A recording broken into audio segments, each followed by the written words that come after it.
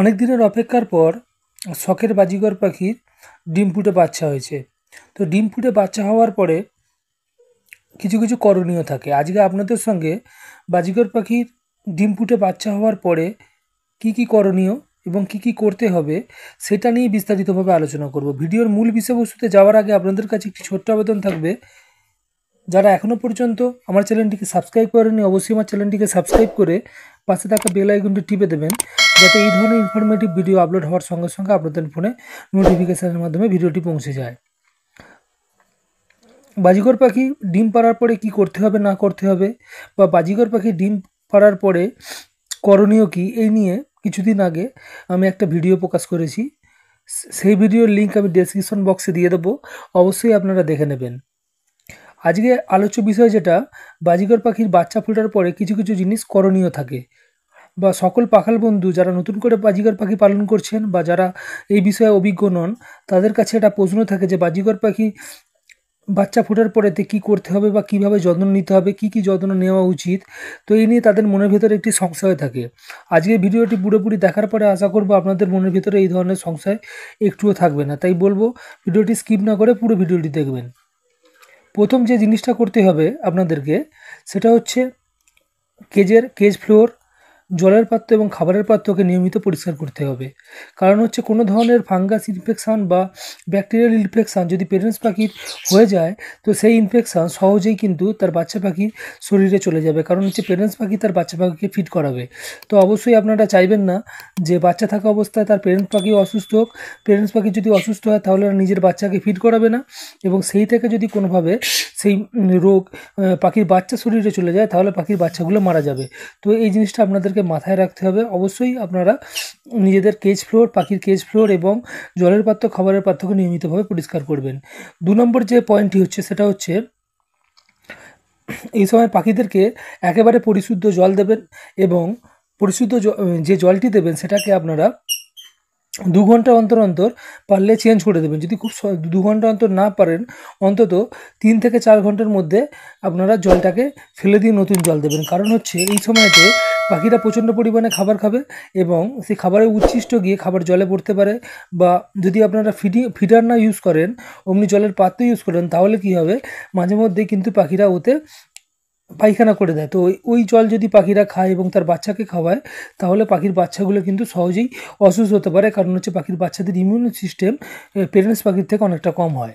তো অবশ্যই আপনারা খাবারের জলটিকে নিয়মিতভাবে 2 ঘন্টা ছাড়া, যদি নাও পারেন 3 থেকে 4 ঘন্টা ছাড়া অবশ্যই চেঞ্জ করে দেবেন। 3 নম্বর যে জিনিসটি করতে হবে আপনাদেরকে, শেষ ডিম ফোটা, মানে শেষ যে ডিমটি সেটা ফুটে বাচ্চা বেরিয়ে যাওয়ার পরেতে আপনাদেরকে বক্স এবং হাঁড়িটিকে নিয়মিতভাবে পরিষ্কার করতে হবে। নিয়মিতভাবে বলতে কি, 3 থেকে 4 দিন ছাড়া বা সপ্তাহে 2 বার, কি খুব জোর হলে সপ্তাহে 1 বার করে হলেও আপনাদের বক্স বা হাঁড়িটিকে পরিষ্কার করতে হবে। কারণ বাচ্চা পাখিগুলো প্রচণ্ড পরিমাণে পায়খানা করে, তো পায়খানা স্তূপ আকারে জমা হয়ে যায়। কখনো কখনো এই পাখিগুলো পাতলা পায়খানাও করে থাকে। তো যদি আপনারা নিয়মিতভাবে পায়খানাগুলোকে না পরিষ্কার করে দেন, তাহলে কি হবে, যে সমস্ত ছোটো ছোটো বাচ্চা পাখিগুলো হবে, সেই বাচ্চা পাখিগুলো নাকের ছিদ্রে, মুখেতে ওই পায়খানা যাবে। কখনো কখনো নাকের ছিদ্র ব্লক হয়ে গিয়ে পাখিগুলো মারা যেতে পারে। তো অবশ্যই শেষ ডিম ফুটে যাওয়ার পরেতে আপনারা নিয়মিতভাবে 2 থেকে 3 দিন ছাড়া কি 4 দিন ছাড়া আপনারা অবশ্যই পাখির বক্স এবং হাঁড়িকে পরিষ্কার করবেন। 4 নম্বর যে জিনিসটি হচ্ছে সেটা হচ্ছে, আপনারা বাচ্চা ফোটার আগে পাখিদেরকে যে পরিমাণে খাবার দিতেন, বাচ্চা ফোটার পরেতে কিন্তু আপনাদেরকে খাবারের পরিমাণটাকে অনেকটা বাড়িয়ে দিতে হবে, দরকার হলে ডবল করে দিতে হবে। কারণ হচ্ছে বাজিকর পাখি এর বাচ্চা মোটামুটি 5 থেকে 7টা পর্যন্ত বাচ্চা হ্যাচ হয়, মানে বাচ্চা ফুটে ডিম ফুটে বাচ্চা হয়। তো আপনাদেরকে অবশ্যই খাবারের পরিমাণটা ডবল করে দিতে হবে। এই কারণে পেরেন্টস পাখি ওই খাবারগুলো খাবে এবং তার বাচ্চাগুলোকে খাওয়াবে, এবং বাচ্চা পাখি কিন্তু প্রচণ্ড পরিমাণে খাবার খায়। তো অবশ্যই আপনারা খাবারের পরিমাণটাকে বাড়িয়ে দেবেন। 5 নম্বর যে জিনিসটা হচ্ছে, পাখির খাঁচাতে অবশ্যই আপনারা ক্যাটেল ফিশ বোন এবং মিনারেল ব্লক রাখবেন। কারণ হচ্ছে পাখির শরীরে যে সমস্ত ক্যালসিয়ামের ঘাটতি হবে, সেই ঘাটতি মেটাবার জন্য পাখিরা ক্যাটেল ফিশ বোন খাবে, এবং তার সঙ্গে নিজেদের বাচ্চা পাখিকেও কিন্তু ওই ক্যাটেল ফিশ বোন এবং মিনারেল ব্লক খেয়ে পাখিগুলো কিন্তু পেরেন্টস পাখিগুলো বাচ্চা পাখিগুলোকে ফিড করাবে। তো অবশ্যই আপনাদের খাঁচাতে ক্যাটেল ফিশ বোন এবং মিনারেল ব্লক রাখবেন। নম্বর যে জিনিসটা হচ্ছে, পাখিদেরকে অবশ্যই আপনাদেরকে এই সময় সফট ফুড দিতে হবে, মানে নরম খাবার দিতে হবে, যাতে পাখিগুলো প্রেগনেন্ট পাখি খুব সহজে তাড়াতাড়ির মধ্যে খাবারগুলো খেয়ে এবং খুব সহজেই তার বাচ্চাগুলোকে খাওয়াতে পারে। তো এতে আপনারা সফট ফুডের মধ্যে আপনারা কী দিতে পারবেন, যে কোনো ধরনের স্প্রাউট রাখতে পারবেন এবং সোক ফুড মানে হচ্ছে আপনারা ভিজানো যে কোনো খাবার রাখতে পারবেন, তার মধ্যে ছোলা, মুগ ডাল, তারপরে গমকে ভিজিয়ে আপনারা দিতে পারেন। এছাড়াও আপনারা বয়েলড রাইস মানে ভাত এবং রুটিকে ভিজিয়েও আপনারা পাখিদেরকে এই সময় দিতে পারেন। পাখিরা কিন্তু খুব স্বাচ্ছন্দ্যের সঙ্গে খাবে এবং বাচ্চাগুলোকে খুব ভালোভাবে ফিড করাবে। এরপরে যে 7 নম্বর যে পয়েন্টটি আপনাদের সঙ্গে আমি আলোচনা করব, সেটা হচ্ছে যে পাখিদেরকে, অনেকে বলেন যে পাখিদেরকে এই বাচ্চা থাকা অবস্থায় বাচ্চাগুলোকে দ্রুত বড় করবার জন্য এগ ফুড প্রদান করতে এবং গ্রিন ভেজিটেবল দিতে, কিন্তু অবশ্যই এই জিনিসটা আপনারা করবেন না। আমি ব্যক্তিগত মতামত থেকে বলছি, যদি আপনাদের মনে হয় তো আপনারা করতে পারেন।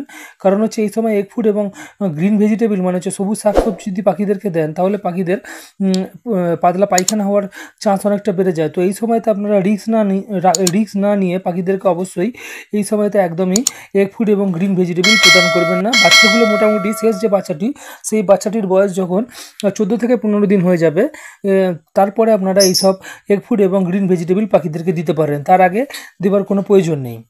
8 নম্বর যে জিনিসটা হচ্ছে, পাখিদেরকে যে সমস্ত নরম খাবারগুলো আপনারা প্রোভাইড করবেন, সেই খাবারগুলোকে অবশ্যই আপনারা 2 থেকে 3 ঘন্টার মধ্যে কিন্তু আপনার কেজ থেকে বের করে দেবেন। মানে হচ্ছে খাবারগুলোকে বেশিক্ষণ সময় রাখবেন না।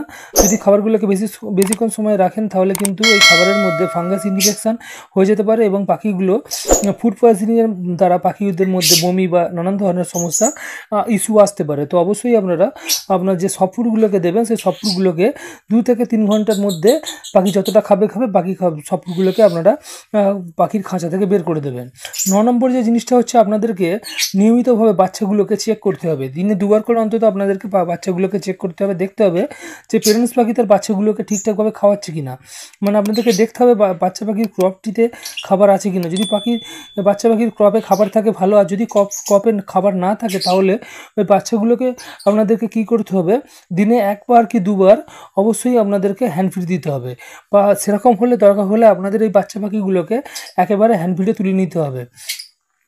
আরেকটা জিনিস আপনাদেরকে দেখতে হবে যে বাচ্চা পাখিগুলোর পাতলা পায়খানা করছে কিনা। পাতলা পায়খানা করলে যেমন পরিষ্কার করবেন, তার সঙ্গে আপনাদেরকে পাখিদেরকে সেই সময়তে খাবার জলের সঙ্গে যে কোনো ধরনের ডাইজেস্টিভ এনজাইম যে সমস্ত রয়েছে, যেমন নিওপেপটিন, এই ধরনের কোনো কিছু থাকলে এই ধরনের খাবারগুলোকে আপনাদের পাখিগুলোকে প্রোভাইড করতে হবে। কারণ হচ্ছে পাখি যে পাতলা পায়খানা করছে, ওই পাতলা পায়খানা যাতে ঠিক হয়ে যায়, সেই জন্য এই ডাইজেস্টিভ এনজাইম পাখিদেরকে দিতে হবে। কী পরিমাণে দেবেন, পরিমাণটা একটু কম হবে। আপনারা 50 ml জলেতে মাত্র 3 ফোঁটা দিয়ে পাখিদেরকে 3 থেকে 5 দিন দেবেন এবং দেখে নেবেন যে কদিনের মধ্যে পাখিগুলো সুস্থ হয়ে যাচ্ছে। যদি 3 দিনে দেখেন যে পাখিগুলো ঠিক হয়ে যাচ্ছে, পাতলা পায়খানার সমস্যা দূর হয়ে গেছে পাখির বাচ্চাগুলো, তাহলে আর দেওয়ার দরকার নেই। এবং শেষ যে পয়েন্টটি হচ্ছে, এই খুব গুরুত্বপূর্ণ পয়েন্ট, যখন পাখির বাচ্চা থাকবে সেই সময় একেবারেই এই বাচ্চা থাকা অবস্থায় একেবারেই আপনারা কিন্তু পাখিদেরকে কোনো ধরনের কোনো ধরনের প্রাকৃতিক ব্রিডিং ফর্মুলাই হোক, আর যে সমস্ত ব্রিডিং ফর্মুলা বা ব্রিডিংয়ে উত্তেজিত হয়ে যায় বা ব্রিডিং মুডে আসে, এই ধরনের খাবার কিন্তু পাখিদেরকে দেবেন না। এই ধরনের খাবার যদি আপনারা পাখিদেরকে দেন, তাহলে কি হবে, এই ধরনের খাবার দিলে পরে পাখিগুলো কিন্তু নেক্সট ব্রিডের জন্য রেডি হবে এবং তারা কি করবে, নিজের বাচ্চাগুলো, ভাঁড় বা বক্সের ভেতরে যে বাচ্চাগুলো থাকবে, সেই বাচ্চাগুলোকে কিন্তু মারতে উদ্যত হবে। তো এই জিনিসটা একদমই আপনাদের করলে চলবে না। তো এই কটা জিনিস আপনাদেরকে মাথায় রাখতে হবে। এই কটা জিনিস যদি আপনারা মাথায় রাখেন, পাখিদেরকে ঠিকঠাকভাবে লক্ষ্য নজর রাখেন, পাখির বাচ্চাগুলোকে ঠিকঠাকভাবে লক্ষ্য নজর রাখেন, তাহলে দেখবেন আপনাদের বাচ্চা পাখিগুলোর মধ্যে কোনো ধরনের সমস্যা হবে না। বাচ্চা পাখিগুলো খুব সুস্থ থাকবে এবং তার সঙ্গে পেরেন্টস পাখিগুলো ভালো থাকবে, পাখিদের হেলথ খুব ভালো হবে। যদি ভিডিও ভালো লাগে অবশ্যই একটি লাইক করবেন, বন্ধুবান্ধবদের সঙ্গে শেয়ার করবেন। যারা ইতিমধ্যে আমার চ্যানেলটিকে সাবস্ক্রাইব করেছেন তাদেরকে ধন্যবাদ জানাই, আর যারা এখনও পর্যন্ত আমার চ্যানেলটিকে সাবস্ক্রাইব করেনি তাদেরকে বলবো অবশ্যই আমার চ্যানেলটিকে সাবস্ক্রাইব করে পাশে থাকা বেল আইকনটি টিপে দিন, যাতে এই ধরনের ইনফরমেটিভ ভিডিও আপলোড হওয়ার সঙ্গে সঙ্গে আপনাদের ফোনে নোটিফিকেশনের মাধ্যমে ভিডিওটি পৌঁছে যায়।